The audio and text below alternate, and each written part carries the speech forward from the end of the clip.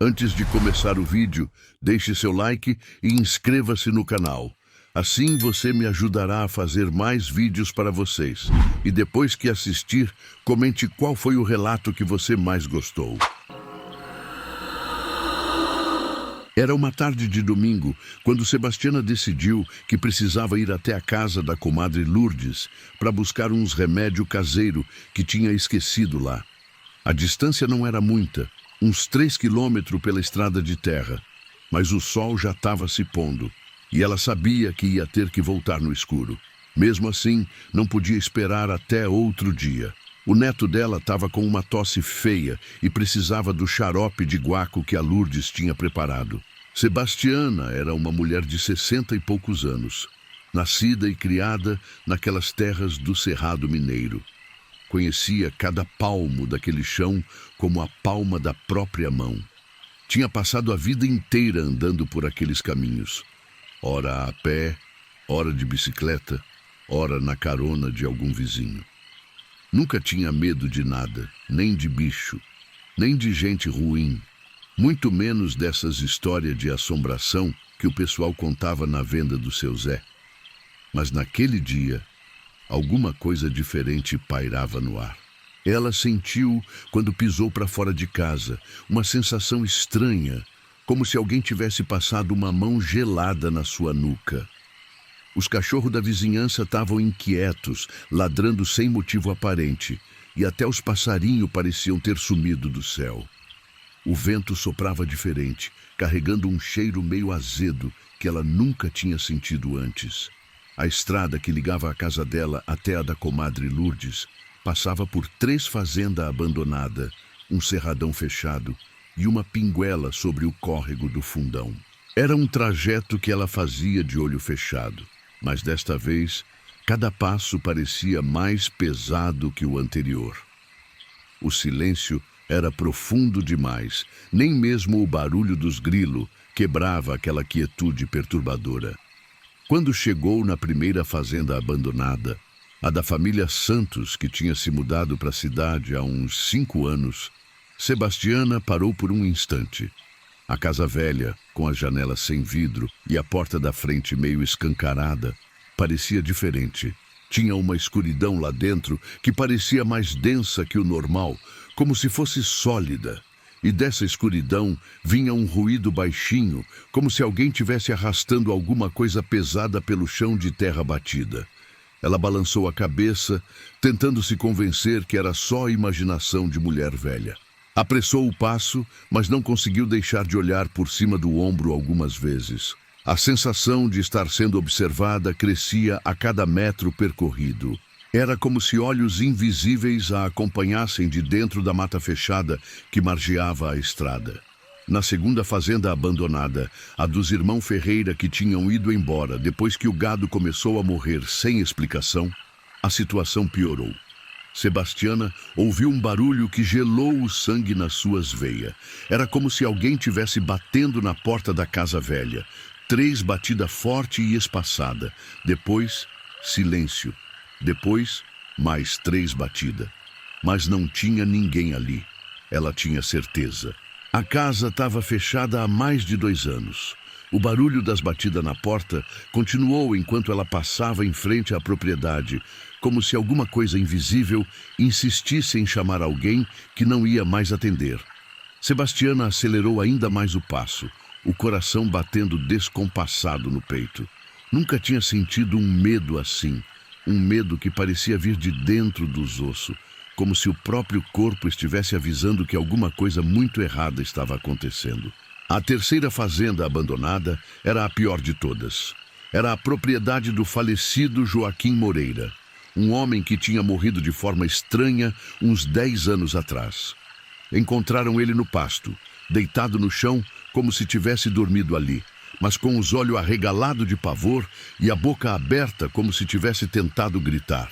Os médicos nunca conseguiram explicar a causa da morte. O coração estava bom, não tinha marca de violência, nada que justificasse o que tinha acontecido. Quando Sebastiana se aproximou da casa do falecido Joaquim, sentiu uma pressão no peito que quase a fez desmaiar. O ar ficou pesado, difícil de respirar, como se tivesse se tornado mais denso. E foi aí que ela viu pela primeira vez uma sombra que não devia estar ali, porque não tinha nada projetando ela. Era uma sombra grande, disforme, que se movia independente de qualquer objeto, deslizando pelo terreiro da casa abandonada, como se fosse viva. A sombra pareceu perceber que estava sendo observada, porque parou de se mover e se virou na direção de Sebastiana. Mesmo sendo apenas uma projeção escura no chão, ela conseguia sentir que a coisa estava olhando diretamente para ela. Um frio subiu pela espinha. Um frio que não tinha nada a ver com temperatura, mas com alguma coisa muito mais profunda e primitiva. Foi nesse momento que Sebastiana decidiu que precisava sair dali o mais rápido possível. Começou a andar mais ligeiro, mas sem correr, porque algum instinto lhe dizia que não devia demonstrar medo ou desespero. A sombra continuou acompanhando seus movimentos, sempre mantendo uma distância que parecia calculada, como se soubesse exatamente o quanto podia se aproximar sem assustar completamente sua presa. O cerradão era a parte mais complicada do caminho. Ali, as árvores se fechavam sobre a estrada, formando um túnel natural que, mesmo de dia, ficava meio escuro. Naquele fim de tarde, com o sol já sumindo no horizonte, aquele trecho virou uma boca de lobo. Sebastiana acendeu a lanterna pequena que sempre carregava na bolsa, mas a luz fraquinha mais atrapalhou que ajudou, criando sombra dançante que brincavam com sua imaginação. Foi ali, bem no meio do cerradão, que ela ouviu pela primeira vez. Um som que gelou o sangue nas suas veias. Era como um gemido longo e grave, que parecia vir de debaixo da terra, mas ao mesmo tempo ecoava por cima das árvores. Não era som de bicho nenhum que ela conhecesse, nem de gente também. Era outra coisa, alguma coisa que não deveria existir neste mundo. O gemido tinha uma qualidade hipnótica, quase musical, mas ao mesmo tempo profundamente perturbador. Era como se carregasse dentro dele toda a tristeza e o desespero do mundo, misturado com uma fome antiga e insaciável. Sebastiana sentiu suas pernas fraquejarem e teve que se apoiar numa árvore para não cair. Junto com o gemido, começou um outro som que ela demorou para identificar. Era como se alguma coisa muito grande tivesse se arrastando pela mata, quebrando galho seco e amassando folha morta. Mas o movimento era estranho, não tinha o ritmo regular dos passos de um animal. Era mais como se uma massa informe se deslocasse pelo chão da floresta, ora parando completamente, ora se movendo em rajada rápida. Sebastiana parou no meio da estrada, o coração batendo descompassado no peito. O gemido se repetiu, agora mais próximo, vindo claramente da sua direita, a uns 15 metros de distância. A lanterna começou a piscar, a bateria fraquejando no momento que ela mais precisava de luz. E foi aí que ela viu alguma coisa que fez seu sangue esfriar completamente. Entre as árvores, uma figura se movia. Não era bicho, não era gente, era alguma coisa que parecia ser feita da própria escuridão.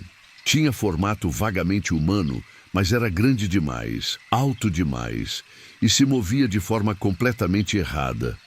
Os braços eram longos demais e pareciam se arrastar pelo chão, enquanto o que deveria ser a cabeça balançava de um lado para o outro, como se fosse pesada demais para o pescoço que a sustentava.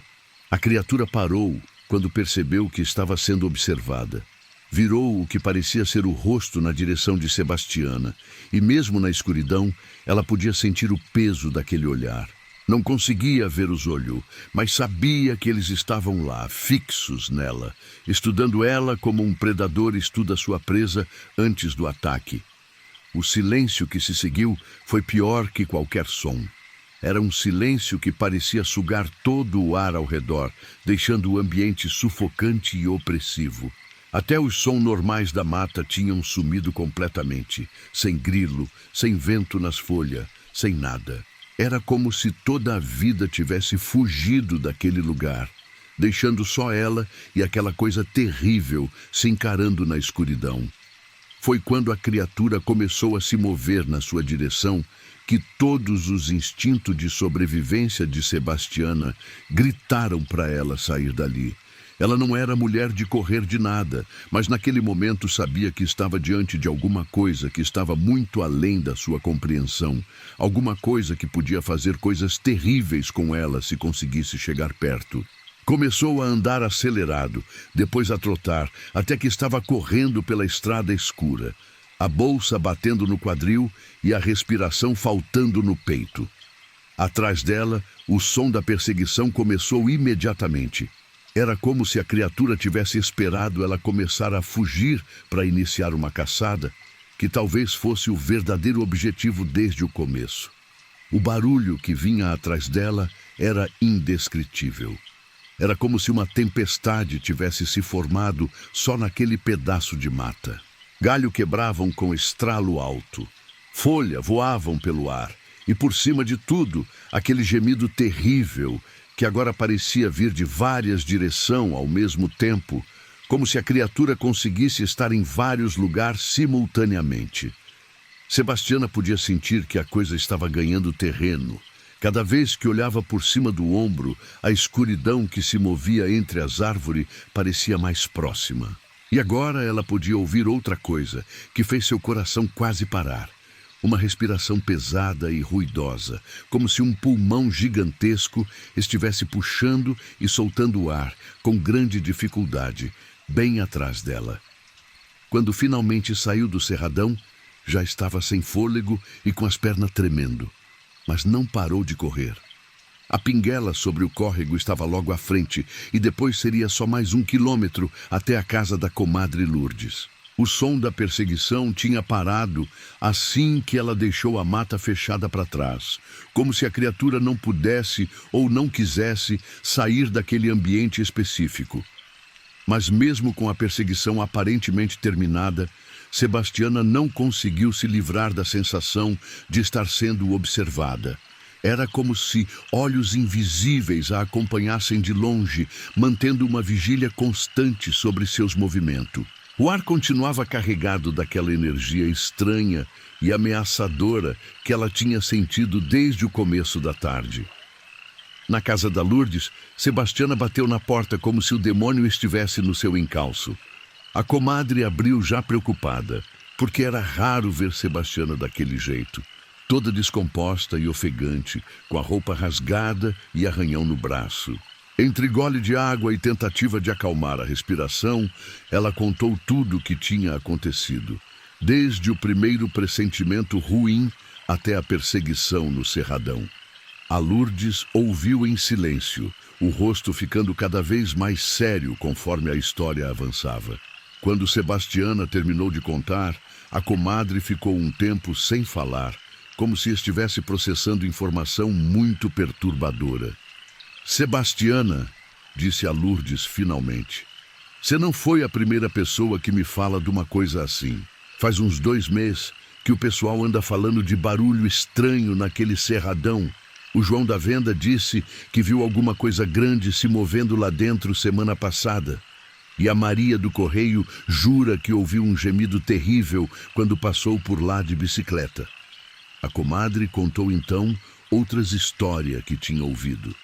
O filho do seu Antônio tinha achado marca estranha na beira do córrego, marca redonda e funda, como se alguma coisa muito pesada tivesse se arrastado até ali para beber água. O cachorro do vizinho da escola tinha aparecido morto sem nenhuma marca de violência, mas com os olhos arregalados de pavor, igualzinho ao que tinha acontecido com o falecido Joaquim Moreira anos atrás. E tem mais uma coisa, continuou a Lourdes, baixando a voz como se temesse que alguém pudesse escutar. Minha irmã, que mora na cidade, veio aqui semana passada e trouxe uma notícia estranha. Parece que eles estão fazendo escavação na reserva ambiental, procurando não sei o quê. Tem gente dizendo que encontraram alguma coisa lá embaixo, alguma coisa antiga que não deveria ter sido mexida. As duas mulheres ficaram conversando até mais tarde, tentando juntar os pedaços daquele quebra-cabeça perturbador. A Lourdes contou que o pai dela, já falecido há muitos anos, sempre dizia que existia coisa no cerrado que era melhor deixar em paz. Lugares onde a terra era mais antiga, onde tinha acontecido coisa ruim no passado, podiam abrigar criatura que não eram deste mundo. Meu pai contava que os índios que viviam aqui, antes dos primeiros colonizadores, tinham lendas sobre uma criatura que vivia embaixo da terra, explicou a Lourdes. Eles chamavam ela de Anhangá do Fundo, alguma coisa assim. Dizia que ela só saía quando o equilíbrio natural era perturbado, quando alguém mexia em coisa que não devia mexer. Quando chegou a hora de voltar, Sebastiana estava apavorada só de pensar em passar pelo Cerradão novamente. A Lourdes ofereceu para ela dormir lá e voltar no outro dia, mas o neto estava esperando o remédio e ela não podia deixar o menino sofrendo a noite inteira com aquela tosse. "Leva isso aqui", disse a comadre, entregando para ela um terço benzido pelo padre da igreja matriz, um punhado de sal grosso que tinha sido abençoado numa sexta-feira santa e uma garrafinha com água benta. "E não olha para trás, não importa o que você ouvir. Essas coisas se alimentam do medo da gente. Quanto mais medo você mostrar, mais forte ela fica." A comadre também deu outros conselhos para rezar sem parar, para manter o pensamento fixo no neto que estava esperando ela em casa, para não responder se alguma coisa chamasse o nome dela, e principalmente para não tentar entender ou racionalizar o que ela tinha visto. "Tem coisa neste mundo que não é para nossa mente compreender", disse a Lourdes. "Tentar entender pode ser perigoso." A volta foi um pesadelo que Sebastiana não esqueceria pelo resto da vida. Começou normal, com ela caminhando firme pela estrada iluminada pela lua cheia que tinha surgido no céu. A noite estava clara e ela conseguia ver bem o caminho à frente. Mas conforme se aproximava das fazendas abandonadas, aquela sensação opressiva voltou com força total.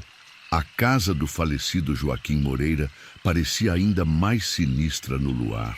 As janelas sem vidro eram como olhos vazios, encarando a estrada, e a porta entreaberta parecia uma boca pronta para engolir qualquer um que se aventurasse a entrar. Sebastiana apertou o terço na mão esquerda, jogou um punhado de sal grosso ao redor dos pés e começou a rezar em voz baixa. Foi quando passou em frente à casa que ela ouviu pela primeira vez o som que ia atormentá-la pelas próximas semanas. Era como se alguém tivesse sussurrando o nome dela de dentro da casa abandonada. Não era bem uma voz, era mais como se o próprio vento tivesse aprendido a formar palavra. Sebastiana, Sebastiana. O sussurro era quase imperceptível, mas ela tinha certeza absoluta que tinha ouvido. Ela forçou as pernas a continuar andando, sem olhar para casa, sem responder ao chamado. O sussurro continuou por mais alguns minutos, cada vez mais insistente, até que finalmente parou quando ela se afastou o suficiente da propriedade. Mas a sensação de estar sendo chamada, de estar sendo convidada para alguma coisa terrível, permaneceu com ela. Nas outras duas fazendas abandonadas, a situação se repetiu com variação. Na segunda casa, ela ouviu batida na porta, sempre 3 batidas espaçadas, como se fosse um código. Na primeira casa, ouviu o som de alguém arrastando alguma coisa pesada pelo chão lá dentro, como se estivesse reorganizando móvel numa casa que estava vazia há anos. Mas foi quando chegou no Cerradão que o verdadeiro horror começou. Assim que ela pisou no primeiro metro da estrada coberta pelas árvores, todos os sons da noite sumiram de uma vez. Nem grilo, nem coruja, nem vento nas folhas. Um silêncio sepulcral tomou conta de tudo, como se a própria mata tivesse morrido ao redor dela. A lanterna funcionava perfeitamente desta vez, mas a luz parecia não conseguir furar a escuridão que se formava mais à frente. Era como se uma parede preta se movesse junto com ela, sempre mantendo a mesma distância, sempre impedindo que ela visse muito longe na estrada. O gemido começou quando ela estava no meio do caminho, mas desta vez era diferente. Era mais baixo, mais profundo, e parecia vir de debaixo do chão, como se alguma coisa gigantesca tivesse enterrada ali embaixo e estivesse tentando se comunicar com o mundo dos vivos. O som fazia o chão vibrar sob os pés dela, uma vibração sutil, mas inconfundível. Sebastiana continuou andando, rezando todas as orações que sabia, sussurrando as palavras enquanto forçava as pernas a manter um ritmo constante. O terço na sua mão estava quente, quase queimando, como se estivesse absorvendo algum tipo de energia negativa do ambiente ao redor. Foi então que aconteceu a coisa mais apavorante de toda aquela experiência. A lanterna se apagou de repente, não por falta de bateria, mas como se alguma força externa tivesse sugado toda a luz de uma vez. E nesse momento de breu total, ela sentiu alguma coisa roçar no seu braço direito. Não era galho de árvore, não era folha, era alguma coisa que tinha textura de pele, mas era fria como gelo e úmida como se tivesse saído debaixo d'água. E o pior de tudo, era grande demais para ser de qualquer criatura conhecida. O que tocou o braço dela parecia ser do tamanho de uma mão humana, mas uma mão de alguém que tivesse 3 metros de altura. Sebastiana gritou e se afastou, tropeçando num buraco na estrada e caindo de joelho no chão. O terço voou da sua mão e se perdeu na escuridão. O gemido ficou mais alto, mais próximo, e agora ela podia sentir um bafo quente e fedorento no rosto, como se alguma coisa gigantesca tivesse se abaixado bem perto dela. O cheiro que vinha daquele bafo era indescritível. Era como carne podre misturada com terra molhada e alguma coisa doce e enjoativo, como fruta estragada. Mas por baixo desse cheiro tinha outro, mais primitivo e mais assustador. O cheiro do medo de todas as criaturas que já tinham sido devoradas por aquela coisa ao longo de quem sabe quantos anos. Foi aí que ela se lembrou das palavras da comadre Lourdes. Não olhar para trás, não importa o que acontecesse. Com um esforço sobre-humano, ela se levantou e começou a correr às cegas pela estrada, guiando-se apenas pela sensação dos pés no caminho de terra batida. Tropeçava em pedra, arranhava o braço nos galhos baixos das árvores, mas não parava nem diminuía o ritmo. Atrás dela, o som era ensurdecedor agora. Como se uma tempestade tivesse se formado só ali naquele pedaço de mata. Galho quebravam com o estralo que ecoava pela floresta. Folha voavam pelo ar, fazendo um ruído como de milhares de morcego batendo asa. E por cima de tudo, aquele gemido terrível que agora parecia vir de uma garganta do tamanho de uma caverna. Ela podia sentir que a criatura estava logo atrás, quase tocando suas costas. Podia ouvir a respiração pesada, podia sentir o calor do bafo fedorento no seu pescoço, podia até mesmo ouvir o som de alguma coisa sendo arrastada pelo chão. Provavelmente aqueles braços compridos que ela tinha visto anteriormente.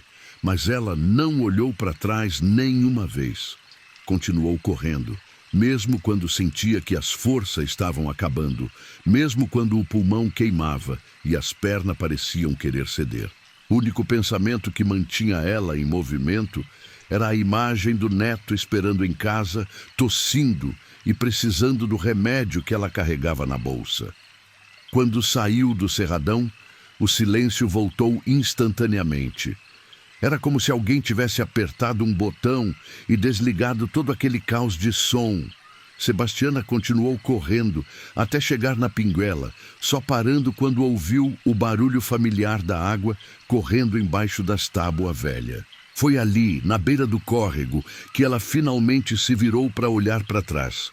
O cerradão estava completamente silencioso e escuro, como se nada tivesse acontecido. Mas no chão, bem na entrada da mata, ela podia ver marca na terra. Marca grande, redonda, como se alguma coisa pesada tivesse se arrastado até ali e parado, respeitando algum limite invisível que não permitia que ela saísse daquele ambiente específico. O resto do caminho até em casa foi tranquilo, mas Sebastiana chegou completamente destruída, com a roupa rasgada, arranhão no braço e as mãos ainda tremendo de nervoso.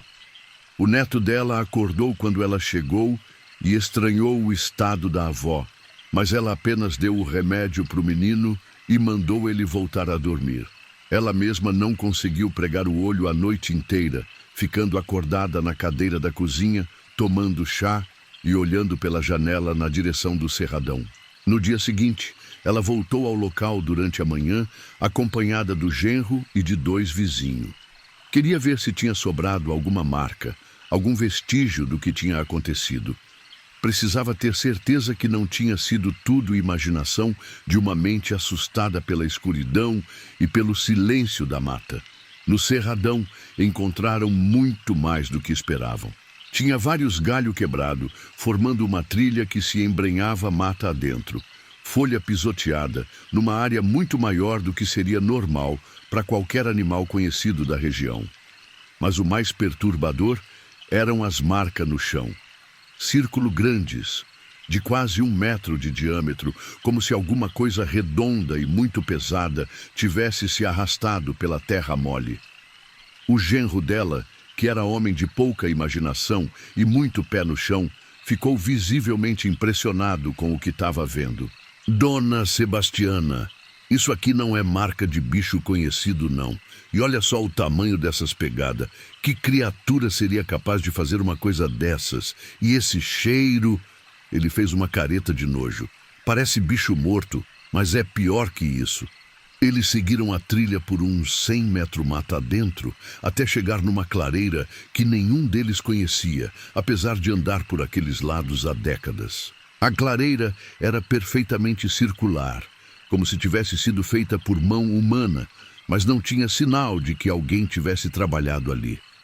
As árvores ao redor cresciam de forma estranha, todas inclinadas para fora do círculo, como se estivessem tentando se afastar do centro.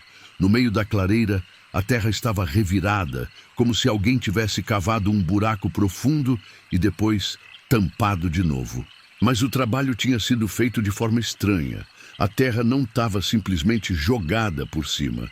Ela estava compactada de uma maneira que sugeria muita força, como se alguma coisa muito pesada tivesse pressionado o chão para baixo. O cheiro azedo que Sebastiana tinha sentido na véspera era muito mais forte ali, quase insuportável. Era um cheiro que parecia grudar na roupa e na pele, que entrava pelo nariz e descia até o estômago, causando náusea. Um dos vizinhos chegou a vomitar quando se aproximou demais do centro da clareira. Mais perturbador ainda era o silêncio absoluto que reinava naquele lugar. Mesmo sendo meio-dia, com o sol brilhando forte lá em cima, a clareira parecia estar envolvida numa bolha de quietude. Não tinha passarinho cantando, não tinha inseto voando, nem mesmo vento balançando as folhas das árvores ao redor. Um dos vizinhos, homem velho e muito religioso, benzeu o local fazendo o sinal da cruz várias vezes e sugeriu que eles fossem embora e não voltassem mais ali. Tem lugar que é melhor deixar quieto, ele disse com a voz trêmula. Tem coisa neste mundo que não é pra gente mexer nem tentar entender. E esse lugar aqui, esse lugar não é natural. Antes de ir embora, eles fizeram uma descoberta ainda mais perturbadora. Espalhados pela clareira, meio escondidos entre folha morta e graveto, havia osso. Não era um osso de animal, pelo menos não de animal conhecido. Eram muito grandes, com formato estranho, e alguns tinham marca que pareciam de dente, como se tivessem sido roídos por alguma coisa, com uma dentição muito diferente de qualquer predador da região. O genro de Sebastiana, que tinha servido no exército e visto coisa de todo tipo, ficou especialmente perturbado com os ossos. Isso aqui não é natural, ele sussurrou. Esses ossos... Eles não são de bicho nenhum que eu conheça. E essas marcas de mordida? Que tipo de criatura teria dente assim? A história se espalhou pela região como fogo em capim seco. Cada pessoa que contava acrescentava um detalhe, uma teoria, uma explicação. Alguns falavam em fera ferida que tinha saído da reserva ambiental e estava se escondendo na mata. Outros juravam que era coisa de outro mundo. criatura que vivia embaixo da terra há milhares de anos e só saía quando alguma coisa perturbava seu descanso. Os mais religiosos diziam que era castigo por algum pecado antigo, alguma maldição que pesava sobre aquelas terras desde o tempo dos primeiros colonizadores. E os mais velhos lembravam das lendas indígenas que falavam de criatura subterrânea que guardavam segredo da terra e não gostavam quando os homens mexiam em coisa que não deviam mexer. O padre da cidade chegou a organizar uma procissão até a entrada do Cerradão, benzendo o local e rezando para que qualquer coisa maligna que tivesse ali fosse embora. Mas mesmo depois da bênção, as pessoas continuaram relatando experiência estranha na região. Sebastiana nunca mais passou por aquele cerradão depois do anoitecer. Quando precisava ir na casa da comadre Lourdes, saía bem cedo de manhã ou pedia carona para alguém. Ela sabia que tinha visto e sentido alguma coisa que não era natural, alguma coisa que não deveria existir, mas existia. Escondida na mata fechada do cerrado, esperando o momento certo para sair da sua toca subterrânea. Passaram-se alguns meses, e outras pessoas começaram a relatar experiências similares. O João da Venda jura que viu olho brilhante na escuridão, do tamanho de prato de comida, que ficaram observando ele por vários minutos antes de sumir entre as árvores.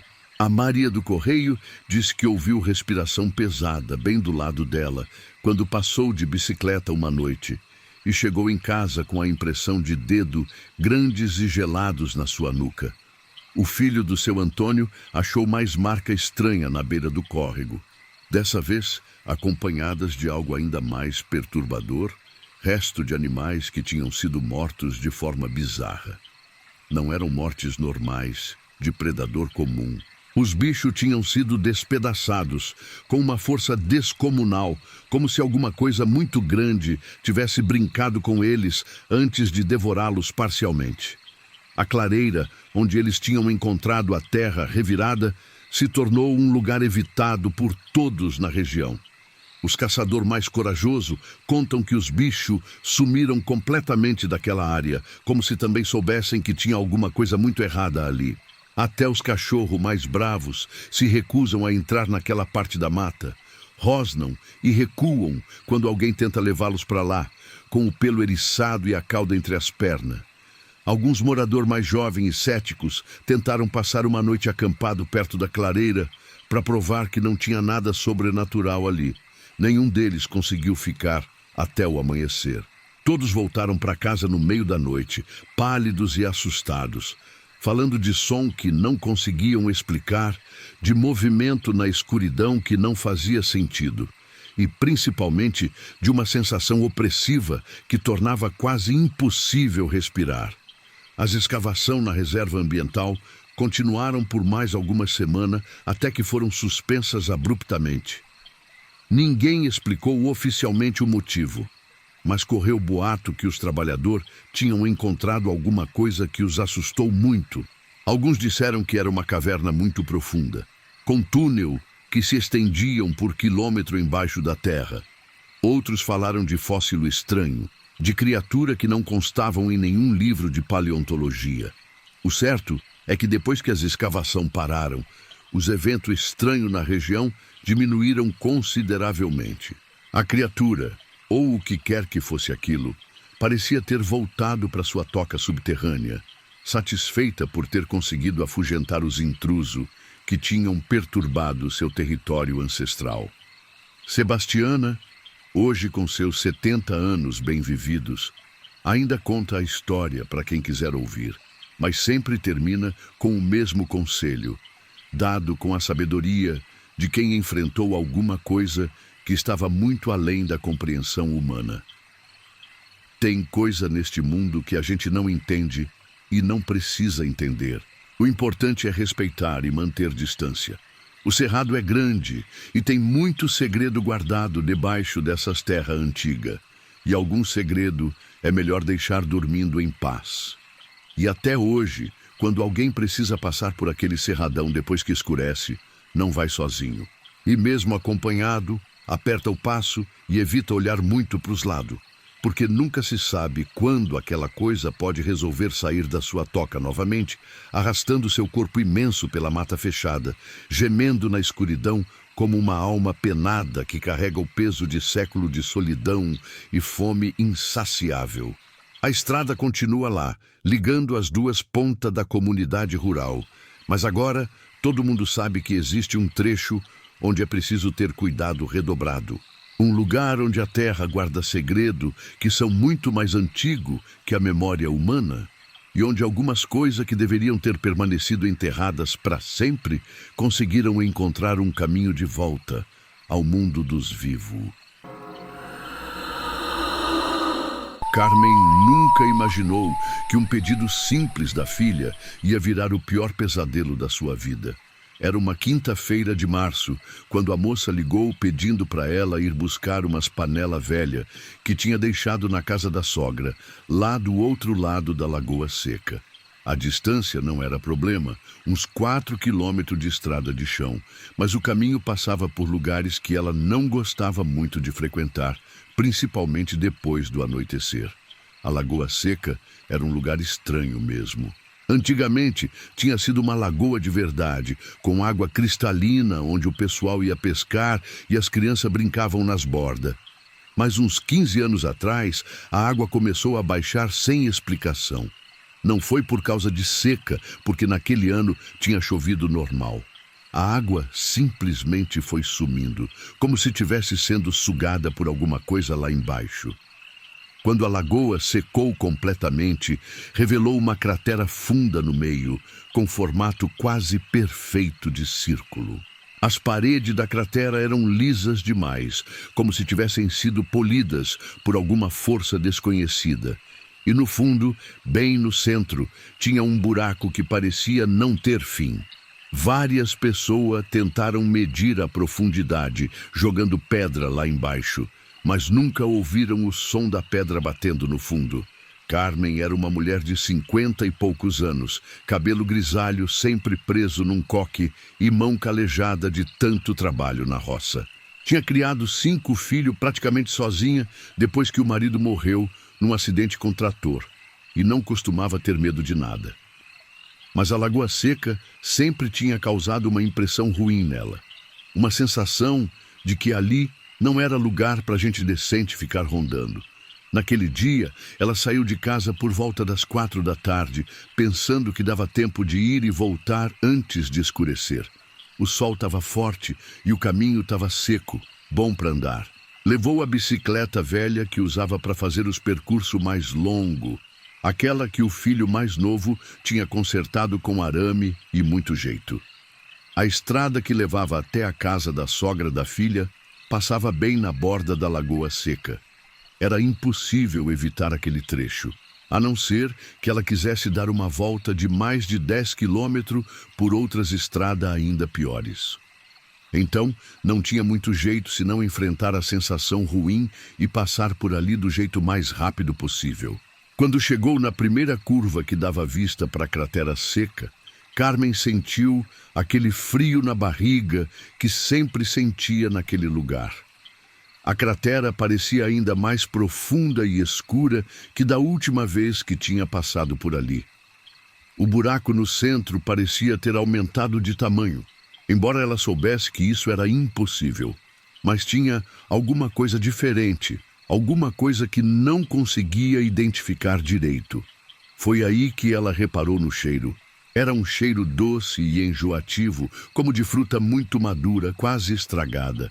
Mas misturado com isso, tinha outro cheiro, mais sutil, que lembrava terra molhada depois da chuva.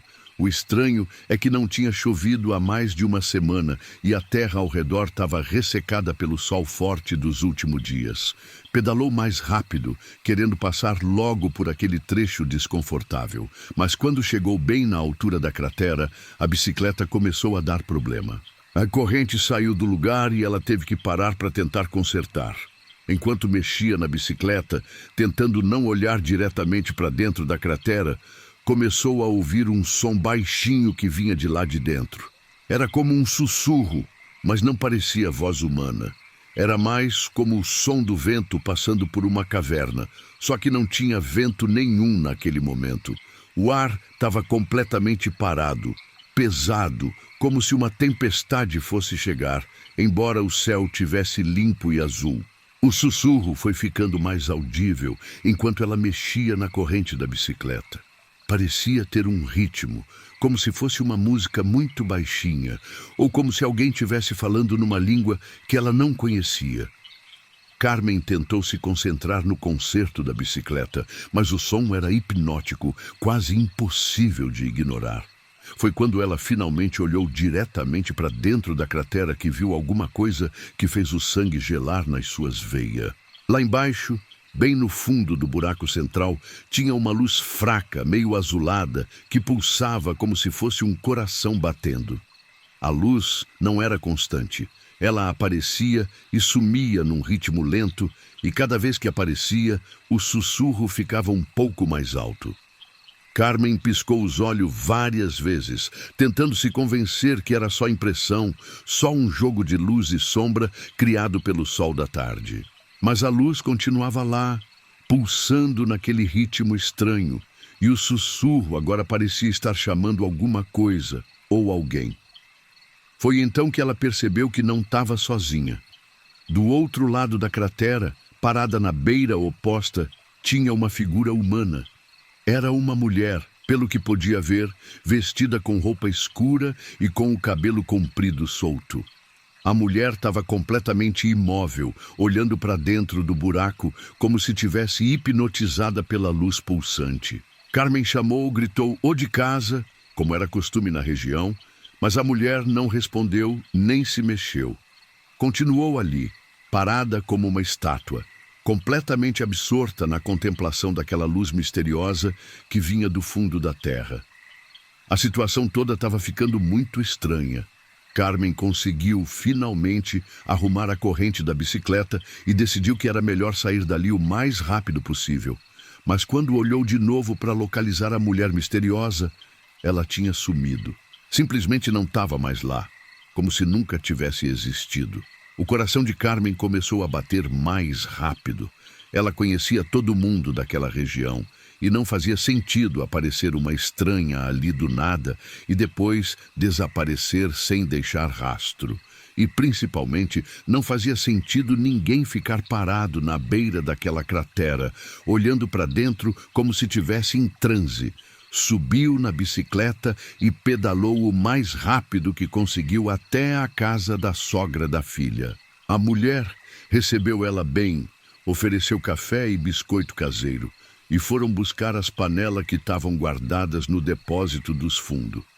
Enquanto conversavam sobre a família e os acontecimentos da região, Carmen não conseguiu deixar de perguntar sobre a Lagoa Seca. "Dona Alzira", ela disse, "a senhora tem reparado alguma coisa estranha lá na cratera ultimamente? Algum movimento diferente ou gente desconhecida rondando por lá?" A sogra da filha, uma senhora de quase 80 anos que tinha vivido a vida inteira naquelas terras, ficou com uma expressão preocupada. "Ai, Carmen, que bom que você perguntou. Eu estava querendo conversar com alguém sobre isso, mas o pessoal ia pensar que é coisa de velha gagá."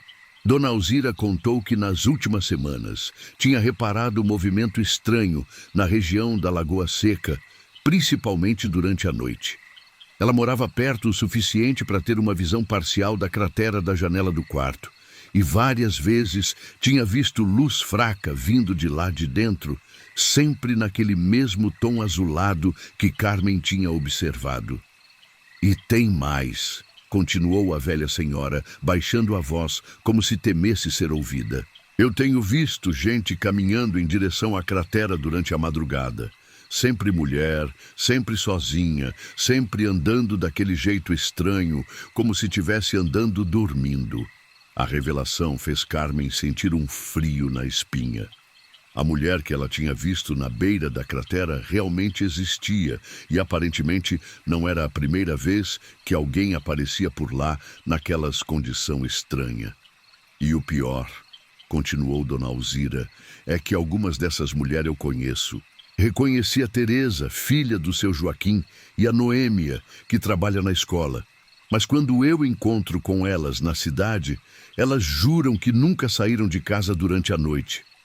As duas mulheres ficaram conversando sobre o assunto por mais uma hora, tentando entender o que poderia estar acontecendo. Dona Alzira contou que tinha falado com o padre da cidade, que prometeu ir benzer o local na semana seguinte. Também tinha conversado com o delegado, mas o homem não levou muito a sério. Disse que era provavelmente sonambulismo ou alguma brincadeira de adolescente. Quando chegou a hora de voltar, o sol já estava se pondo no horizonte.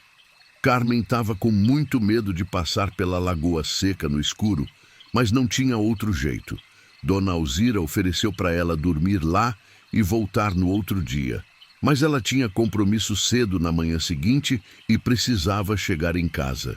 "Leva isso aqui", disse a velha senhora, entregando para ela um punhado de arruda fresca e um rosário que tinha sido benzido pelo bispo durante uma visita pastoral. "E se você vir alguma coisa estranha, não para investigar. Vai embora o mais rápido que conseguir." A volta foi ainda mais apavorante que Carmen tinha imaginado. Quando chegou na altura da Lagoa Seca, já estava completamente escuro. A lua estava nova. Então, não tinha quase nenhuma luz natural para iluminar o caminho. Ela tinha trazido uma lanterna, mas a luz fraquinha mais criava sombra assustadora que ajudava a enxergar. A primeira coisa que ela notou foi que a luz azulada lá embaixo na cratera estava muito mais forte que durante a tarde.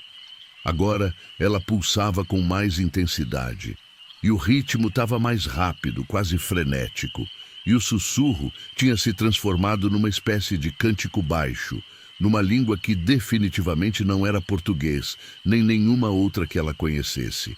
Carmen pedalou mais rápido, querendo passar logo por ali. Mas quando chegou bem na altura da cratera, viu alguma coisa que fez ela travar os freios e parar completamente, mesmo contra todos os seus instintos de autopreservação. Ao redor da borda da cratera havia várias mulheres. Elas estavam todas de pé, completamente imóveis, olhando para baixo na direção da luz pulsante. Carmen reconheceu algumas delas. Era realmente a Teresa, a Noêmia, e mais 3 ou 4 mulheres da região que ela conhecia bem. Todas vestidas com camisola ou roupa de dormir, descalças, com o cabelo solto ao vento. O mais assustador é que elas pareciam estar em transe completo. Os olhos estavam abertos, mas vidrados, como se elas estivessem vendo alguma coisa que não estava ali. E todas se balançavam levemente no mesmo ritmo da luz que pulsava lá embaixo, como se fossem marionete controladas por alguma força invisível. Carmen chamou o nome da Teresa, que era vizinha dela e com quem tinha amizade há anos. "Teresa, Teresa, o que você está fazendo aqui?" Mas a mulher não respondeu, não se mexeu, nem mesmo piscou os olhos. Continuou ali, balançando no mesmo ritmo hipnótico, completamente alheia ao mundo ao redor. Foi então que Carmen percebeu que o cântico que vinha de dentro da cratera não era só som. Tinha palavra, ou pelo menos alguma coisa que parecia palavra, numa língua antiga e estranha. E conforme ela prestava atenção no som, começou a sentir uma sensação estranha, como se alguma coisa tivesse puxando ela para baixo, chamando ela para se juntar àquelas mulheres na beira da cratera. A sensação era quase irresistível. Carmen sentiu os pés, querendo se mover na direção da cratera. Sentiu os músculos das pernas se contraindo, como se fossem caminhar sem a permissão dela. A luz azulada lá embaixo parecia ter se tornado mais brilhante, mais atrativa, como se prometesse algum tipo de paz ou conhecimento que ela nunca tinha experimentado. Foi o rosário na sua mão que a trouxe de volta à realidade. As contas estavam quentes, quase queimando, e a sensação de calor na palma da mão quebrou o transe que estava começando a se formar. Carmen balançou a cabeça violentamente, forçando os pensamentos a voltarem ao normal, e percebeu que tinha quase largado a bicicleta e dado alguns passos na direção da cratera. Com um esforço enorme, ela voltou para a bicicleta e começou a pedalar furiosamente, sem olhar para trás. Atrás dela, o cântico ficou mais alto, mais insistente, como se a força que controlava aquelas mulheres tivesse ficado irritada com a fuga de uma presa potencial. Carmen pedalou sem parar até chegar em casa, o coração batendo descompassado e a respiração faltando no peito. Só quando fechou a porta atrás de si é que se deu conta de que tinha escapado de alguma coisa muito perigosa.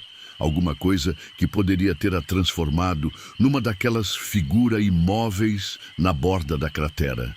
Na manhã seguinte, ela foi até a casa da Teresa para ver se a vizinha estava bem. Encontrou a mulher fazendo o café da manhã normalmente, como se nada tivesse acontecido. Quando Carmen perguntou se ela tinha saído de casa durante a noite, Teresa olhou para ela com cara de espanto. Sair de casa de noite? Claro que não, Carmen. Eu dormi como uma pedra a noite inteira. Por que você está perguntando uma coisa dessas? A mulher parecia genuinamente confusa, sem nenhuma lembrança do que tinha acontecido na Lagoa Seca. Carmen visitou também a Noêmia e as outras mulheres que tinha visto na borda da cratera. Todas deram a mesma resposta. Juravam que tinham passado a noite inteira em casa, dormindo profundamente, e não faziam a menor ideia do que Carmen estava falando quando mencionou a Lagoa Seca.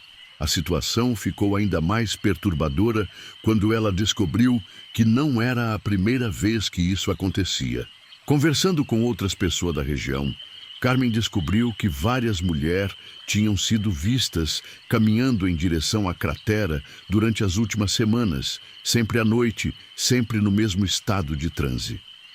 O padre da cidade finalmente foi benzer o local, acompanhado por meia dúzia de homens da comunidade. Eles encontraram a cratera aparentemente normal durante o dia, sem luz estranha, sem som, sem nada que parecesse sobrenatural. Mas quando o padre se aproximou da borda para jogar água benta lá embaixo, ele recuou rapidamente, o rosto pálido de susto. Tem alguma coisa viva lá embaixo, ele disse para os homens que o acompanhavam. Alguma coisa que não quer ser incomodada, e não é nada que deveria estar neste mundo. Ele benzeu o local da distância mais segura que conseguiu, mas recomendou que as pessoas evitassem passar por ali, principalmente as mulheres. As semanas que se seguiram foram ainda mais assustadoras. O fenômeno das mulheres em transe na borda da cratera continuou acontecendo, mas agora com mais frequência. Quase toda noite, alguém relatava ter visto movimento estranho na direção da Lagoa Seca. E algumas das mulheres começaram a apresentar sinais físicos estranhos. A Teresa, por exemplo, começou a ter episódios de sonambulismo cada vez mais frequentes. A família dela instalou trancas especiais nas portas para impedir que ela saísse de casa durante a noite. Mas mesmo assim, pela manhã, ela era encontrada na beira da estrada, ainda de camisola, olhando na direção da cratera com aquele mesmo olhar vidrado. A Noêmia perdeu completamente a voz por uma semana inteira, sem nenhuma causa médica aparente. Quando voltou a falar, sua voz estava diferente, mais grave, como se alguma coisa tivesse mudado nas suas cordas vocais. E ela começou a falar palavras em língua estranha, principalmente quando estava dormindo. Outras mulheres da região começaram a relatar sonhos perturbadores. Todas sonhavam com a mesma coisa. Uma voz antiga chamando elas para ir até a cratera, prometendo conhecimento e poder que nenhum ser humano jamais tinha possuído. Os sonhos eram tão vívidos e convincentes que algumas delas acordavam com a certeza de que tinham realmente visitado aquele lugar. Foi então que aconteceu o episódio que mudou tudo. Uma noite de lua cheia, a filha mais nova do seu Antônio, uma menina de apenas 12 anos, sumiu da cama durante a madrugada. A família procurou por ela a noite inteira e, quando amanheceu, encontraram a criança na borda da Lagoa Seca, inconsciente e com sinais de hipotermia. A menina foi levada para o hospital da cidade mais próxima, mas quando acordou, ela não era mais a mesma. Falava coisas sem sentido sobre a Senhora do Fundo e sobre segredos antigos que estavam guardados embaixo da terra. Os médicos disseram que era trauma psicológico, mas as pessoas da região sabiam que era alguma coisa muito pior. Foi nesse momento que a comunidade decidiu que precisava tomar uma atitude drástica. Um grupo de homens se organizou para tentar descobrir o que realmente estava acontecendo na cratera. Eles desceram até lá durante o dia, equipados com corda, lanterna potente e equipamento para medir a profundidade do buraco central. O que eles encontraram lá embaixo era pior que qualquer coisa que tinham imaginado. O buraco no centro da cratera tinha realmente quase 30 metros de profundidade, mas não terminava num fundo sólido. Em vez disso, se abria numa caverna natural gigantesca, com túneis que se estendiam por quilômetro embaixo da terra. E nas paredes da caverna, eles descobriram desenho. Não eram desenhos recentes. Pareciam ter sido feitos há século, talvez milênio. Mostravam figuras humanas, principalmente mulher, se curvando diante de alguma coisa que parecia ser uma criatura gigantesca e tentacular, com olhos que brilhavam mesmo na pedra fria. No fundo da caverna principal, eles encontraram alguma coisa ainda mais perturbadora. Era como um altar feito de pedra negra, lisa e brilhante como obsidiana. E ao redor do altar havia objetos pessoais, joias, pedaços de roupa, mechas de cabelo, que claramente tinham pertencido à mulher da região.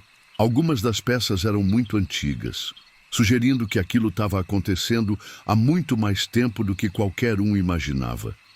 Mas o mais assustador de tudo era que no centro do altar havia uma substância pegajosa e luminescente, da mesma cor azulada que eles tinham visto pulsando no buraco.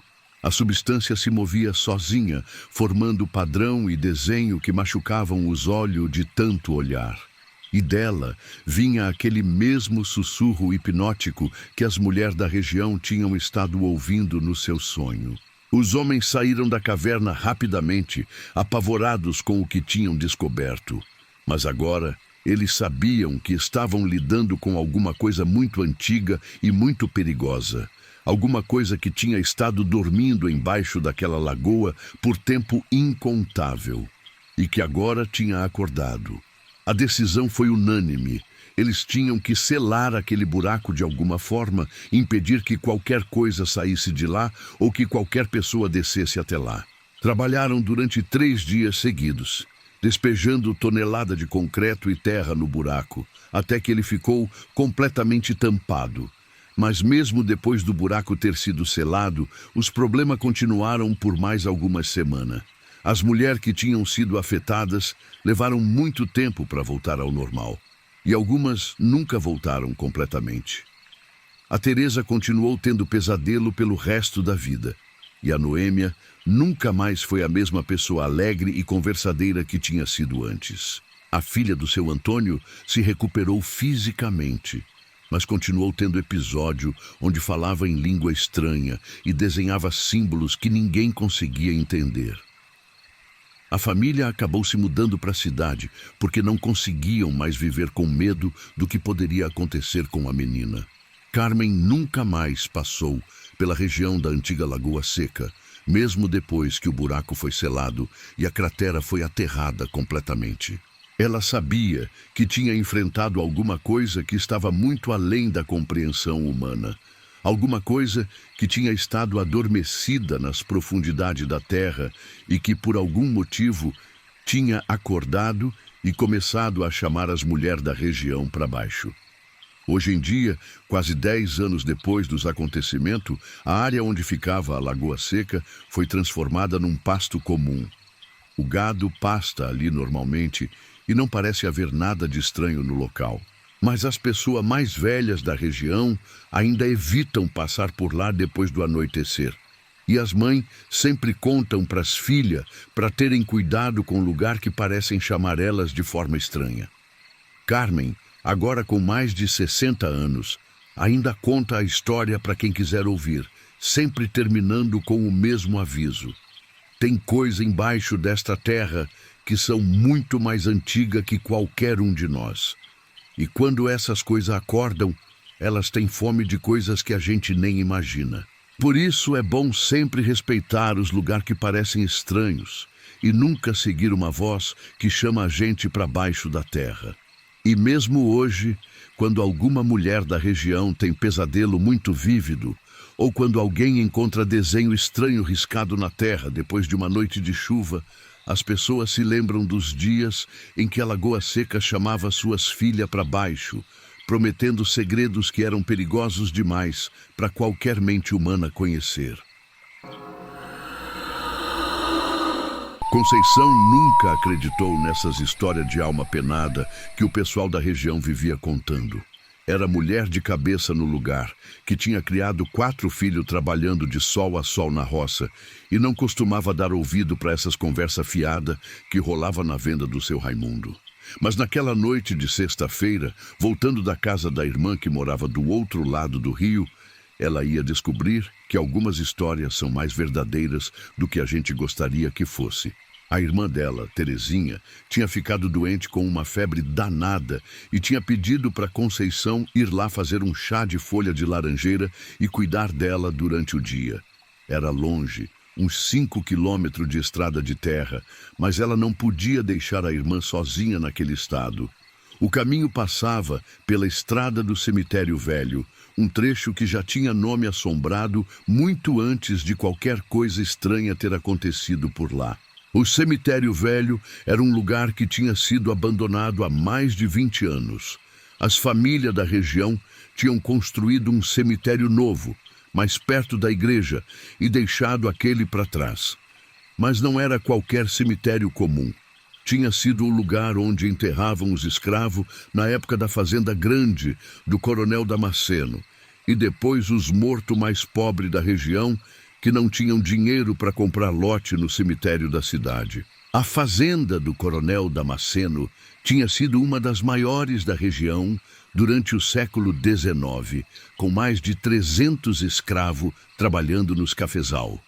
Quando a abolição chegou, muitos dos ex-escravos continuaram vivendo na propriedade, mas sem documento, sem registro, sem nada que provasse que eles tinham existido. Quando morriam, eram enterrados naquele cemitério improvisado, muitas vezes sem cruz, sem nome, sem ninguém para rezar por eles. Conceição era uma mulher de 40 e poucos anos, baixinha e forte, com as mãos calejadas de tanto trabalhar na terra. Tinha o cabelo sempre preso num lenço colorido e usava sempre o mesmo vestido de chita azul que o marido tinha dado de presente antes de morrer num acidente na estrada. Conhecia aquelas terras como ninguém, tinha nascido e se criado ali e nunca tinha tido medo de andar sozinha, nem mesmo de noite. A avó dela, Dona Quitéria, sempre contava histórias sobre a época da escravidão. Ela tinha sido criança quando a Lei Áurea foi assinada e lembrava de muitas coisas daquele tempo. Contava que o Coronel Damasceno era homem cruel, que maltratava os escravos e não se importava quando eles morriam de cansaço ou doença. Aqueles pobres, ela dizia, nunca tiveram direito nem na vida nem na morte. Mas naquele dia de sexta-feira, tinha alguma coisa diferente no ar. Desde cedo, Conceição tinha sentido uma inquietação estranha, como se algum bicho tivesse andado pela casa durante a madrugada. Os cachorros da vizinhança estavam mais agitados que o normal, latindo sem razão aparente, e até os passarinhos pareciam ter mudado o jeito de cantar. O galo do vizinho tinha cantado no meio da tarde, coisa que nunca acontecia.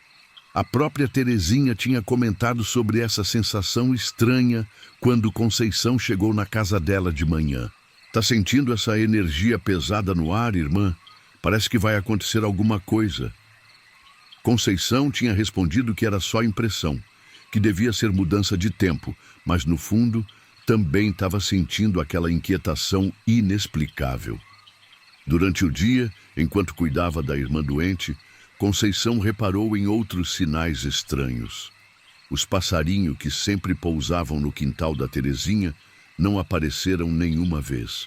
O cachorro da casa ficou o dia inteiro escondido embaixo da mesa da cozinha, tremendo como se tivesse com medo de alguma coisa invisível. E quando chegou a tarde, começou a soprar um vento morno e pesado que trazia um cheiro meio doce, meio enjoativo, que lembrava flor murchando. Quando saiu da casa da irmã, já era quase 8 horas da noite. Terezinha estava melhor da febre, mas ainda fraca, e tinha insistido para Conceição ficar até o outro dia. Não vai andando sozinha nessa estrada de noite, irmã. Eu estou sentindo uma coisa ruim no ar hoje. Mas Conceição não podia ficar. Tinha que acordar cedo no sábado para ir na feira da cidade vender os legumes da horta. E não podia perder aquela renda que fazia falta no final do mês. A primeira parte do caminho foi tranquila. A lua estava quase cheia e dava para enxergar bem a estrada de terra batida. Conceição conhecia cada curva, cada buraco, cada árvore do percurso. Tinha feito aquele caminho centenas de vezes durante a vida, de dia e de noite, sozinha e acompanhada. Nunca tinha acontecido nada demais, além de vez ou outra encontrar algum animal silvestre ou tropeçar numa pedra solta. Mas quando chegou no trecho que passava perto do cemitério velho, começou a sentir aquela sensação ruim que já tinha sentido outras vezes, só que desta vez muito mais forte. Era como se o ar tivesse ficado mais denso, mais difícil de respirar. A temperatura parecia ter caído alguns graus, mesmo sendo uma noite quente de março. E havia um silêncio esquisito, como se todos os bichos do mato tivessem sumido de repente. O cemitério ficava uns 100 metros da estrada, numa colina pequena coberta de mato alto. As cercas velhas de arame farpado já tinham enferrujado e caído em vários lugares, e o portão de madeira estava pendurado só numa dobradiça. De dia, o lugar já era meio assombrado, com as lápides tombadas e cobertas de musgo, e o mato crescendo por cima da sepultura até quase escondê-las completamente. Durante sua infância, Conceição tinha visitado aquele lugar várias vezes para levar flor na sepultura da avó Quitéria. Lembrava que, mesmo criança, já sentia um desconforto estranho ali, como se alguma coisa tivesse observando ela de entre as lápides. Mas a avó sempre dizia que era bobagem, que morto não fazia mal a ninguém, que o único perigo real era tropeçar em buraco de tatu ou pisar em cobra. Por isso, mesmo sentindo aquela inquietação, Conceição continuou andando no mesmo ritmo, cantarolando baixinho uma música religiosa que ajudava a passar o tempo e a manter a calma. Era uma música que a mãe dela costumava cantar quando tinha medo.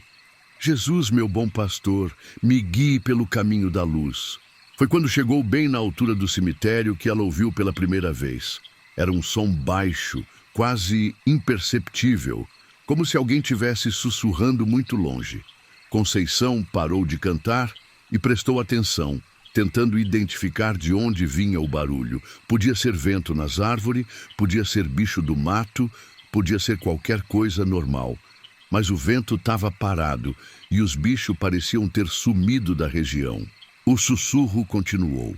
E agora ela conseguia perceber que tinha um ritmo, como se fosse uma conversa ou uma oração sendo recitada por várias pessoas ao mesmo tempo. Vinha claramente da direção do cemitério, lá de cima da colina onde ficavam os túmulos abandonados.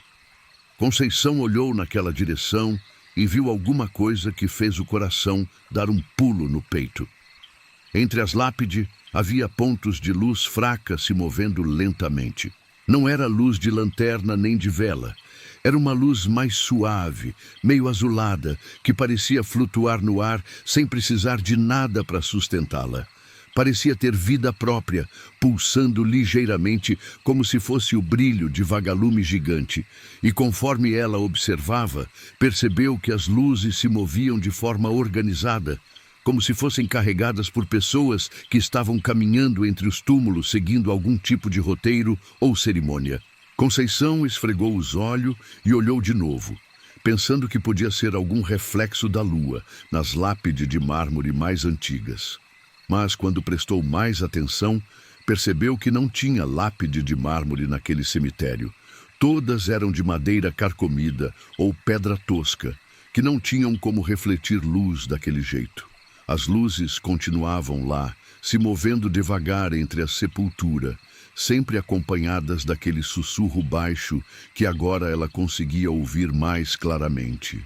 O sussurro parecia ser de várias vozes, falando ao mesmo tempo, mas numa língua que ela não conseguia entender completamente. Tinha algumas palavras em português misturadas com outras numa língua mais antiga, que podia ser latim, ou talvez até mesmo algum dialeto africano que os escravos falavam antes de serem trazidos para o Brasil. E tinha uma qualidade hipnótica que fazia ela querer parar e escutar com mais atenção, como se contivesse algum segredo importante. Foi aí que ela viu as figuras. Entre as lápides, se movendo junto com as luzes, havia silhuetas humanas. Eram transparentes, como se fossem feitas de névoa ou fumaça, mas dava para ver claramente que eram pessoas. Homens, mulheres, algumas crianças, todas vestidas com roupa antiga, do tipo que se usava na época da escravidão. As mulheres com saia comprida e lenço na cabeça. Os homens com calça simples e camisa de algodão cru. As figuras se moviam lentamente pelo cemitério, parando diante de algumas sepulturas, como se estivessem prestando respeito aos mortos ou fazendo algum tipo de vigília. Algumas se ajoelhavam diante das lápides, outras simplesmente ficavam paradas em pé com as mãos juntas. Mas todas participavam daquele sussurro coletivo que ecoava pela noite como uma reza comunitária. O mais impressionante era a expressão de tristeza profunda que todas as figuras carregavam. Mesmo sendo transparente e distante, dava para perceber que havia uma melancolia antiga naqueles rostos, uma dor que parecia ter se acumulado durante décadas. Era como se estivessem carregando o peso de uma injustiça que nunca tinha sido reparada. Conceição sentiu as pernas fraquejarem. Nunca tinha visto nada parecido na vida, e mesmo sendo mulher corajosa, não conseguia negar que aquilo era alguma coisa completamente fora do normal. Mas, ao mesmo tempo, havia alguma coisa nas figuras que não parecia ameaçadora. Elas não demonstravam agressividade nem maldade. Pareciam apenas estar cumprindo algum tipo de ritual religioso ou cerimônia de lembrança.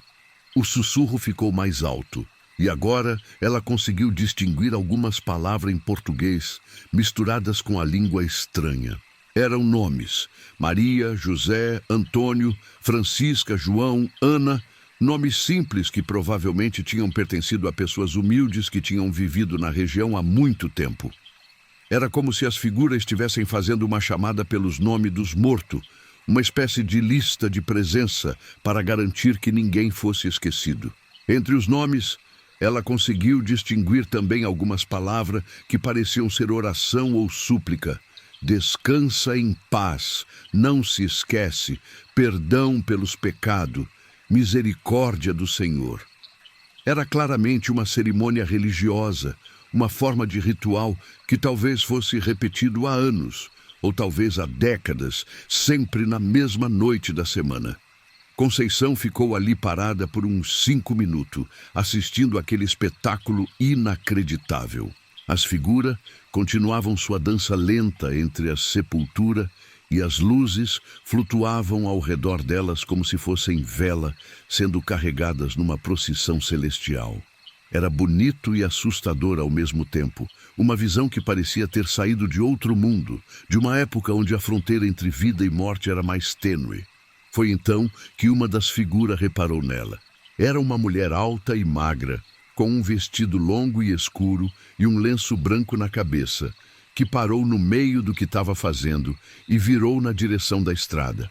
Mesmo sendo transparente e distante, Conceição podia sentir o peso do olhar daquela criatura.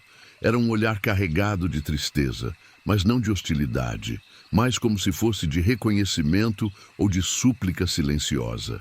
A figura acenou para ela, um gesto lento e deliberado, como se estivesse reconhecendo alguém conhecido ou como se estivesse pedindo alguma coisa. O aceno Era cheio de dignidade, quase solene, como se fosse um cumprimento entre pessoas de respeito. Conceição, sem saber porquê, sentiu que devia responder àquele gesto de cortesia. Sem pensar muito, ela ergueu a mão e acenou de volta. Foi um impulso automático, uma resposta natural àquele cumprimento respeitoso. Mas no momento que ela fez isso, percebeu que talvez tivesse cometido algum tipo de erro, porque toda a atmosfera do lugar mudou instantaneamente. No momento que ela acenou, todas as outras figuras pararam o que estavam fazendo e olharam na sua direção. O sussurro parou completamente, deixando um silêncio absoluto que era ainda mais perturbador que o som anterior. As luzes se intensificaram, brilhando com mais força e pulsando num ritmo mais acelerado. E algumas das figuras começaram a se mover na direção da cerca do cemitério, como se tivessem sido convocadas por algum sinal. Foi aí que Conceição percebeu que talvez ter asseado não tivesse sido uma boa ideia. As figuras estavam vindo na direção dela, se movendo com mais velocidade que antes, mas ainda mantendo aquela dignidade solene nos movimentos. O silêncio absoluto tinha sido substituído por um som novo. Era como um gemido baixo e prolongado, que parecia vir de todas elas ao mesmo tempo, como se fosse um coro de lamentação. Conceição deu alguns passos para trás, o coração batendo acelerado no peito. As figuras chegaram na cerca do cemitério e pararam ali, como se houvesse alguma barreira invisível que não permitia que elas saíssem daquele lugar sagrado. Mas continuaram olhando para ela com aquela expressão de súplica, e o gemido ficou mais alto e mais insistente. Era então que ela começou a entender o que elas queriam. Não era fazer mal para ela. Era alguma coisa bem diferente. O gemido tinha uma qualidade de súplica desesperada, como se elas estivessem pedindo alguma coisa que era muito importante para elas. E misturado com o som, ela começou a ouvir palavras mais claras, pronunciadas com dificuldade, mas cheias de urgência. Reza, reza por nós. Não esquece de nós. Lembra do nosso nome. O pedido era simples, mas carregado de uma dor profunda. Conceição entendeu imediatamente o que estava acontecendo.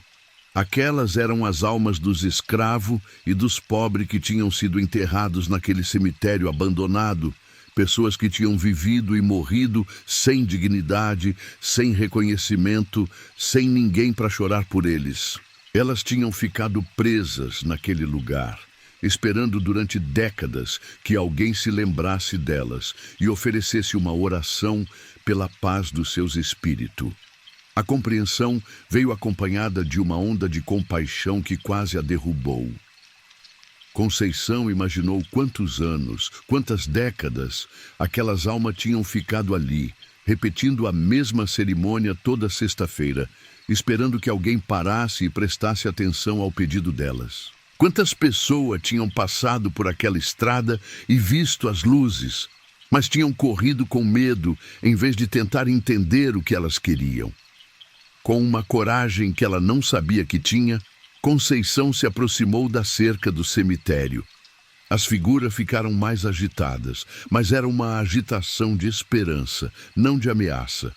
O gemido se transformou num murmúrio ansioso, como se elas tivessem percebido que finalmente alguém tinha entendido o pedido delas. Conceição tirou o rosário que sempre carregava no bolso do vestido. Era um rosário de conta de madeira que tinha pertencido à avó Quitéria, benzido pelo padre da matriz numa sexta-feira santa. Segurou ele firmemente nas mãos e começou a rezar em voz alta, projetando a voz para que todas as figuras pudessem ouvir claramente. Pai nosso que estais no céu, santificado seja o vosso nome. Venha a nós o vosso reino. Na sua voz ecoou pela noite silenciosa, quebrando o ar pesado como se fosse uma lâmina de luz cortando a escuridão. As figuras se acalmaram imediatamente, parando de se mover de forma agitada. As luzes pararam de piscar freneticamente e começaram a brilhar com uma suavidade quase reconfortante. Conforme ela continuava rezando, mais figuras apareceram entre as lápides. Era como se a oração tivesse funcionado como um chamado, convocando todas as almas que estavam esperando naquele lugar. Eram dezenas delas, talvez mais de 100, todas vestidas com a roupa simples da gente pobre, todas com aquela expressão de súplica esperançosa. Conceição rezou durante quase meia hora, intercalando Pai Nosso, Ave Maria e outras orações que sabia de cor. Incluiu também algumas orações específicas pelos mortos que a avó Quitéria tinha ensinado, palavras antigas que pediam descanso eterno e misericórdia divina. As figuras ficaram ali, escutando em silêncio respeitoso, algumas ajoelhadas, outras com as mãos juntas, como se estivessem participando ativamente da cerimônia. Durante a oração, Conceição começou a ver os rostos das figuras com mais clareza. Eram pessoas de todas as idades, homem e mulher que tinham trabalhado até a morte, criança que tinham morrido de doença ou desnutrição, idoso que tinham chegado ao fim da vida sem ter conhecido um dia sequer de liberdade. Todos carregavam a marca do sofrimento, mas também uma dignidade que a opressão não tinha conseguido destruir. Ela começou a incluir na oração os nomes que tinha ouvido durante o sussurro inicial, chamando cada um individualmente. Maria, descanse em paz. José, encontre a luz eterna. Antônio, seja acolhido nos braços do Senhor. Cada vez que pronunciava um nome, uma das figuras se curvava ligeiramente, como se tivesse sendo reconhecida depois de décadas de anonimato. Quando ela terminou a sequência de oração tradicionais, começou a falar diretamente com as almas, numa conversa íntima e respeitosa.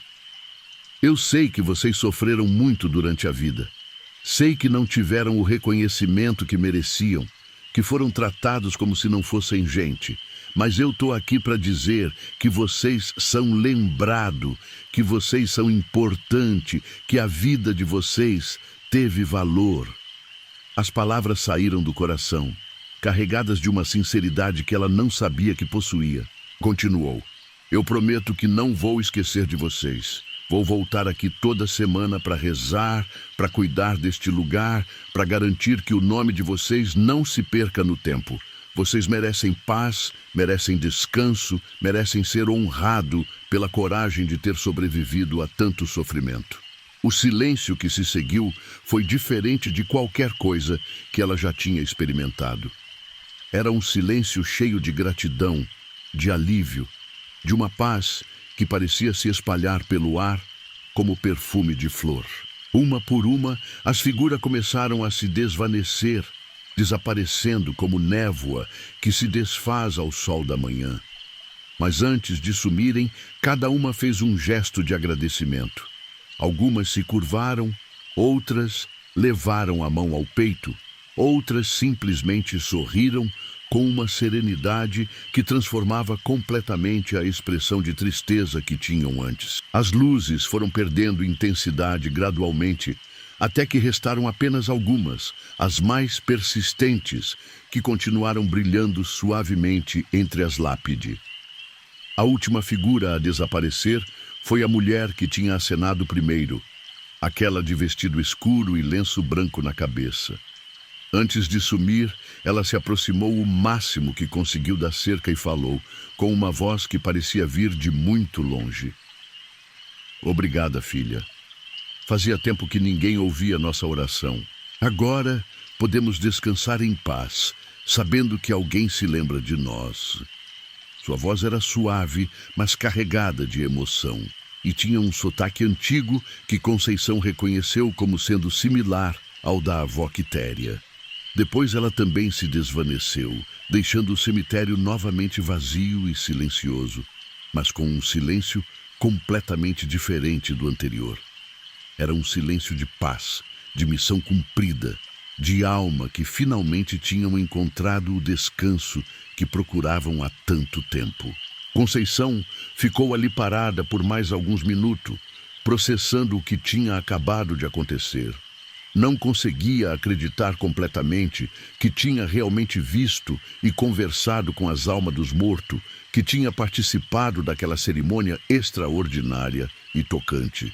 Mas, ao mesmo tempo, sentia uma sensação de paz interior e de propósito que nunca tinha experimentado antes. Olhou ao redor do cemitério com olhos diferentes. Agora, via não apenas um lugar abandonado e coberto de mato, mas um local sagrado, onde pessoas corajosas tinham sido enterradas depois de uma vida de sofrimento e resistência. Cada lápide tombada representava uma história de luta. Cada sepultura coberta de mato guardava a memória de alguém que tinha sido importante, mesmo que o mundo não tivesse reconhecido isso na época. O resto do caminho até em casa foi completamente diferente do que ela tinha experimentado na ida. A lua continuava brilhando, mas agora sua luz parecia mais suave e acolhedora. Os cachorros tinham parado de latir e pareciam mais calmos. Até o vento soprava mais suavemente, carregando um cheiro de mato fresco que substituía aquele aroma enjoativo que ela tinha sentido durante o dia. Quando chegou em casa, Conceição ainda estava processando a experiência. Sentou na cadeira da varanda e ficou muito tempo olhando na direção do cemitério, pensando em tudo que tinha acontecido. Não sabia se devia contar para alguém ou se iam pensar que ela tinha ficado maluca. Decidiu guardar segredo, pelo menos por enquanto, até entender melhor o que aquilo significava e qual era a responsabilidade que tinha assumido. Mas uma coisa ela sabia com certeza.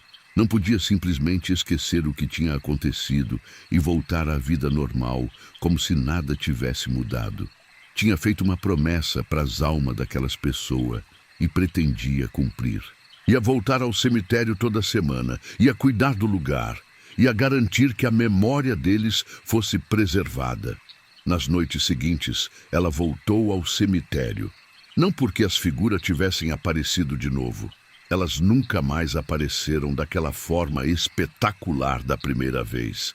Ela voltou porque sentia que tinha uma responsabilidade nova, um compromisso sagrado que tinha assumido naquela noite de sexta-feira e que ia carregar pelo resto da vida. Começou indo lá toda sexta-feira à noite, sempre no mesmo horário que tinha passado na primeira vez. Levava vela, acendia na entrada do cemitério e passava 1 hora rezando e cantando hino religioso. Incluía sempre na oração os nomes que tinha ouvido naquela primeira noite. E gradualmente foi descobrindo outros nomes gravados nas lápides mais preservadas. Durante essas visitas semanais, ela começou a sentir uma presença suave, mas constante ao redor. Não via mais as figuras transparentes, mas tinha certeza de que as almas estavam ali, participando das orações, agradecendo pela lembrança. Às vezes, ouvia um sussurro baixinho que podia ser vento, mas que ela preferia interpretar como palavra de gratidão. A notícia do que ela estava fazendo se espalhou devagar pela região. Primeiro foi o vizinho mais próximo que reparou na luz das velas no cemitério durante a noite e ficou curioso. Depois foi o pessoal que passava pela estrada e via Conceição subindo a colina com as velas na mão, sempre na mesma noite da semana. Logo todo mundo da redondeza ficou sabendo que ela tinha adotado o cemitério velho. As reações foram bem variadas. Alguns acharam que ela estava fazendo uma coisa bonita e necessária, cuidando dos mortos abandonados e prestando o respeito que eles mereciam. Esses vinham conversar com ela, interessados na história do cemitério e dispostos a ajudar no que fosse preciso. Outros disseram que ela estava mexendo com coisa que não devia mexer, que cemitério velho era lugar de deixar quieto e que ela podia estar atraindo espírito ruim para o lugar. Mas Conceição não se importava com a opinião alheia. Sabia no fundo do coração que estava fazendo a coisa certa, cumprindo uma missão que tinha recebido diretamente das almas que precisavam de paz. E conforme a semana passavam, ela percebia mudanças positivas, não só no cemitério, mas na região como um todo.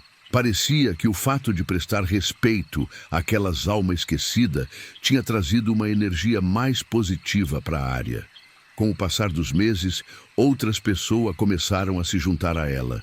Primeiro foi Dona Rosa, uma senhora viúva que morava a uns 2 quilômetros de distância e que sempre tinha tido pena dos mortos esquecidos. Ela apareceu numa sexta-feira, trazendo flor do quintal e disposta a participar da oração.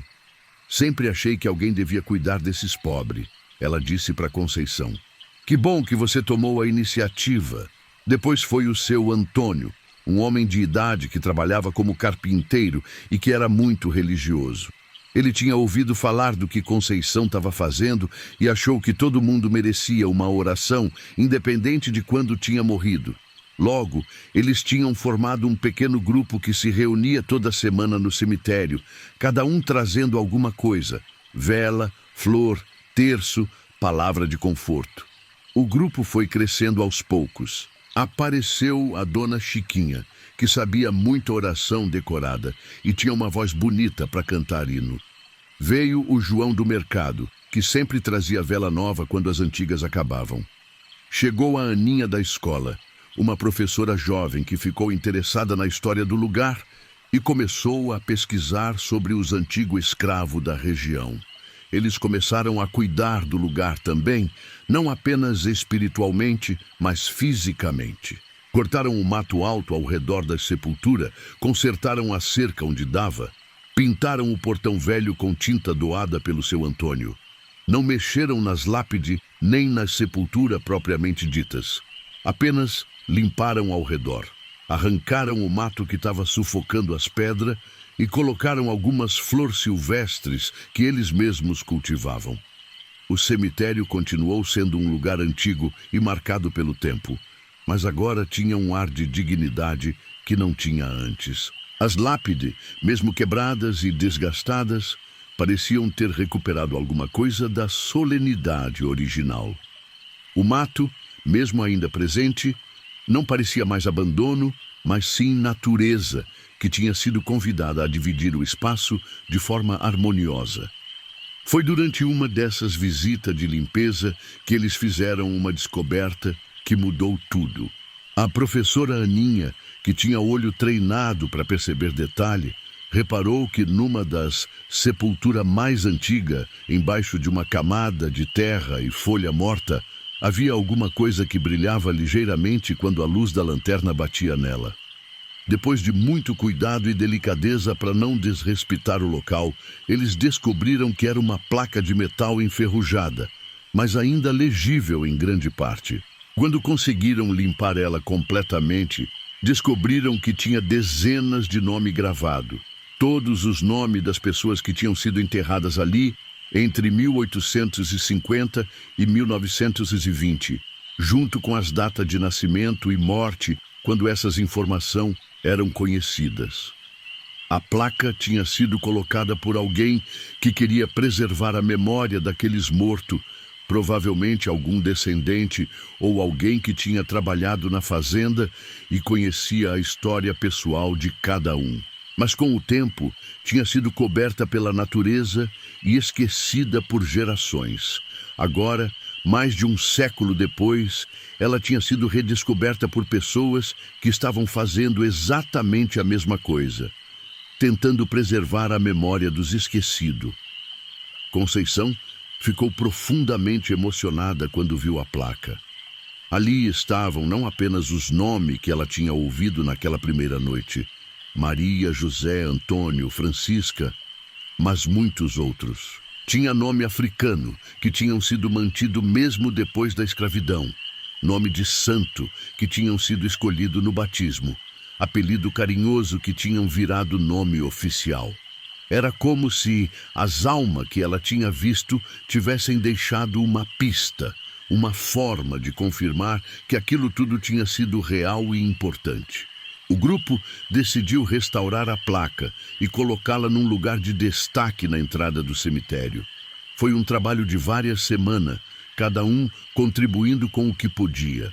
O seu Antônio usou suas habilidades de carpinteiro para construir um suporte de madeira resistente. A Dona Rosa trouxe produto de limpeza especial para tirar a ferrugem sem danificar o metal. A professora Aninha pesquisou técnica de preservação para garantir que a placa durasse muito mais tempo. Quando terminaram a restauração, fizeram uma pequena cerimônia de inauguração numa sexta-feira especial, convidando toda a comunidade para participar. Veio mais gente do que eles esperavam.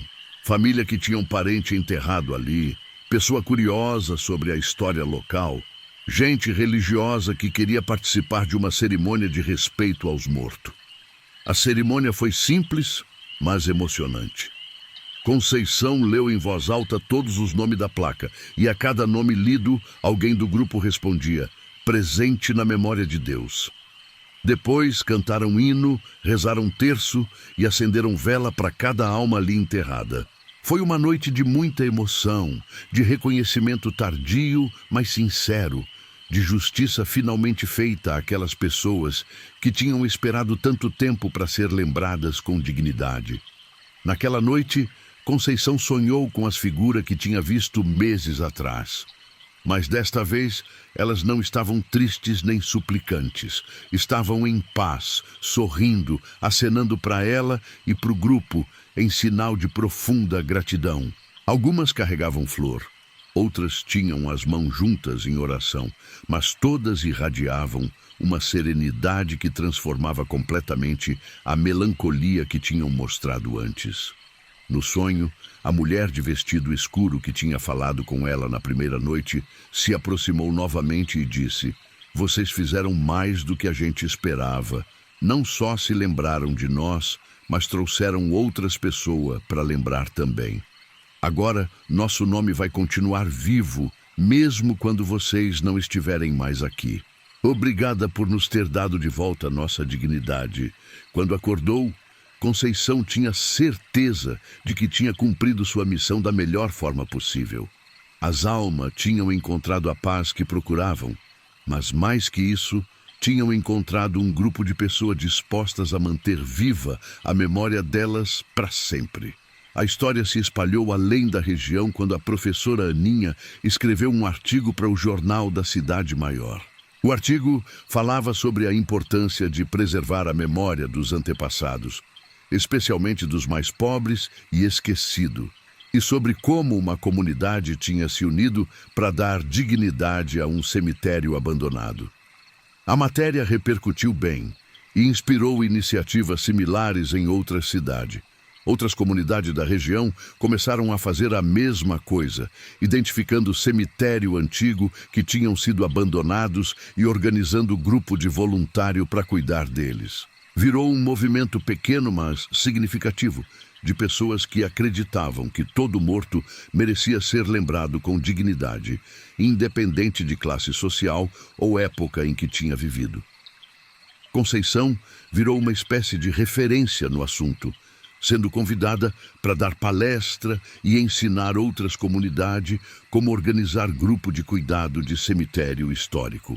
Ela sempre começava as palestras contando sua própria história, mas sem mencionar as aparições que tinha visto. Falava apenas sobre a importância de preservar a memória e sobre como cuidar dos mortos era uma forma de cuidar da própria alma. Anos se passaram e o grupo continuou se reunindo toda sexta-feira no cemitério velho. Conceição envelheu, os cabelos ficaram completamente grisalhos, as mãos mais enrugadas, mas ela nunca deixou de ir lá rezar pelos mortos esquecidos.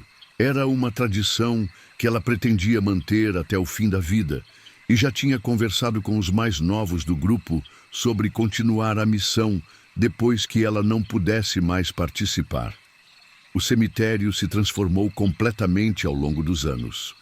Continuou sendo um lugar antigo e marcado pela história, mas agora era também um local de memória viva, visitado regularmente não só pelo grupo original, mas também por estudante, pesquisador e pessoa interessada na história local.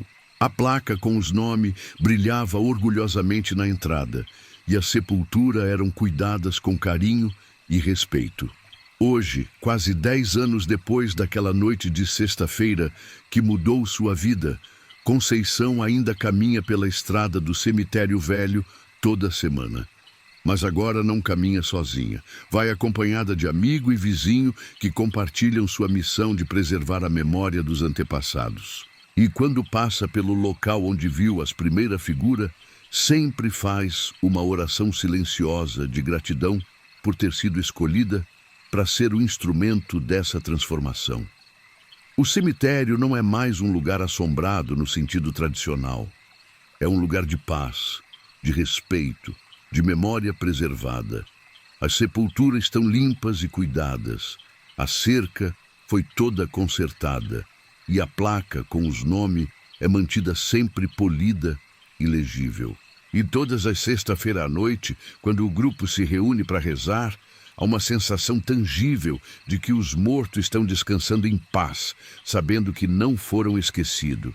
Conceição nunca mais viu as figuras transparentes nem as luzes flutuantes daquela primeira noite. Mas às vezes, quando o vento sopra suavemente entre as lápides durante a oração, ela tem certeza de ouvir um sussurro muito baixinho de gratidão, como se as almas estivessem participando da cerimônia, finalmente em paz, depois de tanto tempo esperando que alguém se lembrasse delas com amor e dignidade. E assim, uma mulher simples da roça transformou uma história de aparição em história de redenção e justiça social, provando que às vezes as almas penadas não querem assustar ninguém, só querem ser lembradas e honradas, como qualquer pessoa que já viveu, sonhou, sofreu e morreu neste mundo, mas que merece ter sua memória preservada para as futuras gerações.